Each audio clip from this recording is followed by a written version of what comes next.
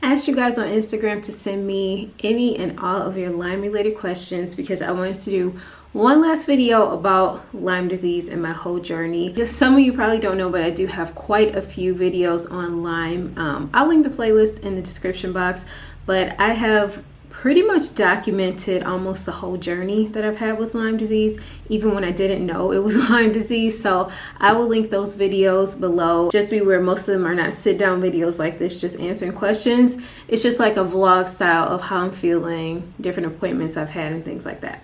But let's just jump into the questions. The first one was, how are you handling the disease? Hi, Faith. I think right now I'm handling it pretty well. Months ago, I was not doing well. As some of you know, I had to stop working because I couldn't drive anymore. I could barely stand anymore. I had quite a lot of balance issues. I was in no position to care for other people, so I had to stop working. I haven't gone back, but I do feel a lot better. And I can say that I am so glad to share with you guys that I was able to travel and not feel any Lyme symptoms whatsoever. For me, traveling was a big trigger because, you know, sometimes traveling can be stressful, like getting to the airport and parking and getting to your gate. It's just like, usually it's like a good fun stress, but for Lyme people, it's like, this is the most horrific thing I've had to deal with. Not really, but it's really difficult to deal with. But I took a trip with my family, and it was a really short trip for me and my husband, but I was able to enjoy that whole trip without feeling, we call it limey, without feeling limey whatsoever. So that was such a huge blessing. I really think the SOT is working, and I'm so thankful for that. A lot of times at sit-down restaurants, I feel like I'm gonna fall out of my chair. But I am so glad to say that I sat through an entire dinner with my family and, you know, just got to celebrate the moment without my mind wandering to like, oh my gosh, I feel like I'm on a boat. I feel like I'm like in the middle of the ocean rocking somewhere. I felt like stable. I felt like I could trust my body. It was such a great feeling. We even walked around the city. Like, I stayed out late. It was really, really good. So I'm so glad to say that right now I am handling things very, very well. Okay, the next question is, when do you think you were initially infected? Wow, I have no idea, honestly. So a lot of you know that I relocated to the South from Michigan, and as far back as I can remember, like, we've always been outdoors. My family liked to camp. And then growing up, especially after I got Domino, like walking, just walks, especially in really wooded areas. I really, really, really love being outside. Like, I enjoy the outdoors. So I spent a lot of time out there. And then when I moved here closer to the mountains, like, I would take Domino randomly during the day and just go hike. So I have no idea. It could have been when I was really little, or it could have been like fairly new. I don't know. And I don't think anybody can tell you when you were infected because I personally never had the bullseye rash. Also, this is a good place to note that the bullseye rash is not always indicative of the disease because I didn't have any kind of rash. And then another fun fact is a lot of medical problems that present on the skin are only recorded on fair skin. So it's really worthy to note that the bullseye rash on darker skin does not look like a bullseye. I actually put a picture of it right here, and I'm going to tag the page where I got this information because they have a lot of good information for a variety of skin diseases and how it presents on darker skin. So it's definitely worth checking out. But I personally am guessing that I've had it for a while, but it just presented itself later in my life. Like, there's a lot of things that could be happening in your body at once, but you don't necessarily know.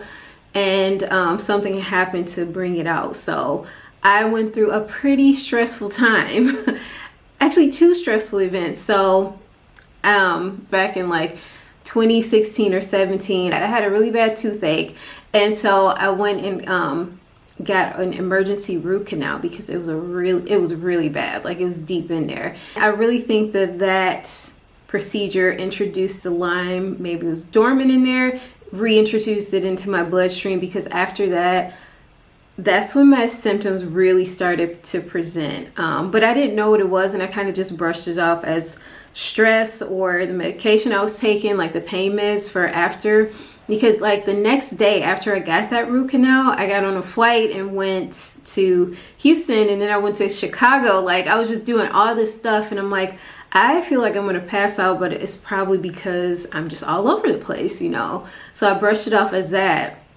But I'm pretty sure that that was the beginning of me experiencing Lyme symptoms, but I didn't really know. So, when do I think I was initially infected? I have no idea.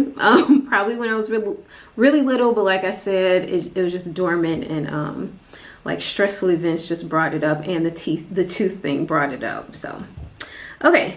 The next question was, what was the actual cost of Lyme treatment? Are you talking about just like supplements and SOT, or like beginning from the tooth? Because that was expensive, and then the ambulance rides I had to take was really expensive. They were really expensive, and all of the doctor's appointments and tests that I was having when doctors were telling me either I was fine or it was something else, all of that adds up. So I will say that it's definitely in the tens of thousands range. Yeah, because yeah, healthcare. It's been expensive even with health insurance. I've always had health insurance, but it's been extremely expensive trying to figure out what it was, and like advocating for myself and canceling appointments and having tests that were really unnecessary. So yeah, all of that added up. I kind of try to just ignore that and look at it as an investment in myself and my health, because at the end of the day, you know, all of those tests and everything just led me to here now and feeling much better. The next question is, are you taking supplements? Currently, I'm not taking any supplements, just my like vitamins, but that's it. Ooh, let me show you this box of supplements. I've taken all these. If you think you have Lyme disease, or you know, at some point in your life, you've probably seen this. You have probably heard of this supplement, Artisan Sweet Woodworm. That's supposed to help. I took the whole bottle. It did nothing. I could go through this whole box, but I've taken all of the supplements that you're supposed to take when you have Lyme.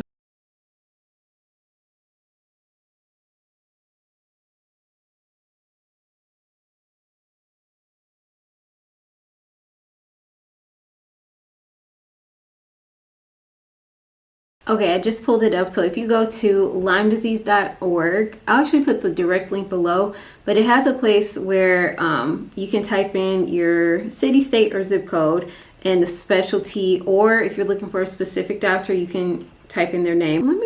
I'm just going to do it really quick. So for this lymedisease.org website to find, you do have to register, like you have to have a membership. So yeah, you can register for free. It doesn't cost you anything.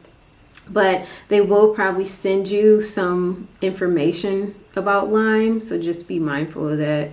You might get some mail from them, but this is who helped me find a Lyme doctor. Okay, the last question. So the last question in our series of questions was, what doc do you see? So like I said, there are so many resources available that you can find a Lyme literate doctor in your area.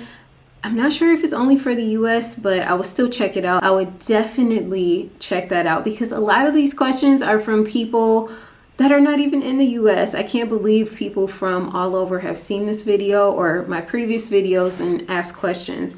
I personally see Dr. Brooks, and I think she's fantastic. As you guys saw in the previous video where she really explained and took her time to go over my test results. I really appreciate that. I really appreciate that. If you want to follow her on Instagram, she's called the Discovery Doc. I've seen other Lyme literate doctors and it just, it's not good. It's not good. Or I'll really like the doctor, but I hate the facility because the front office is trash. I'm not naming any names, by the way. I'm just saying, I've had a lot of experiences with this. So I really like my doctor, and I would highly recommend that you check out this website to find a doctor in your area or somebody else.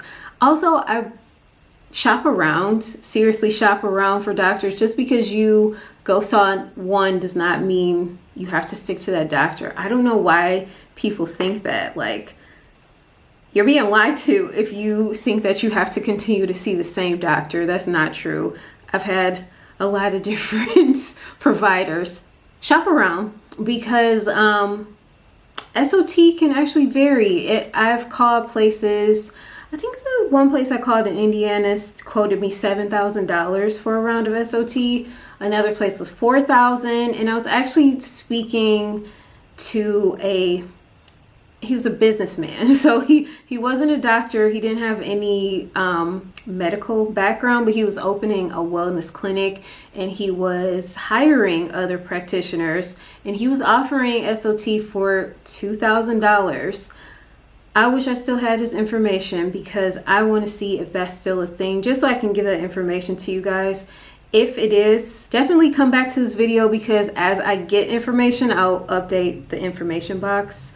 But if not, then I don't know, maybe the business never took off. I don't know. Again, these are my experiences, but I just always encourage anybody I talk to that is seeking medical advice or having medical issues to do your own research, shop around, get different opinions. It's your life, so you have to take care of yourself. You have to go where you feel comfortable. And if you feel like you're being gaslighted or you're gaslighted, or you feel like you're not being heard, not being respected, if somebody's wasting your time, move on to the next. Because yes, it's true, Lyme literate doctors are still fairly hard to find, but they're out there. They're definitely out there. So keep advocating for yourself. Definitely. Definitely keep advocating for yourself. Anyways, it's getting dark. I'm losing daylight. I think that's all that I want to say in this video. I hope that if you're watching this and you think you have Lyme, that you have the confidence to advocate for yourself and get your healing started, because healing is possible. It's possible. If I could come out of what I went through, I really pray that you guys can too. So just remember to be your own advocate and do your research. The internet has a wealth of knowledge. Anyways, thank you guys so much for watching this. Like I said, this is my last Lyme video. So if you come back, just check the description box. I will try to update things, information as I get it. But this is it, because I am returning to my regular Chloe program, all my random vlogs and hair and makeup and stuff like that. Stuff that I like, stuff that brings me joy. So I'm going to return to that. Also, I have other health issues going on that are thankfully not Lyme related. So I'll probably touch on that later. Not now. But anyways, thank you so much for watching. And I really hope that you are all doing well. Bye.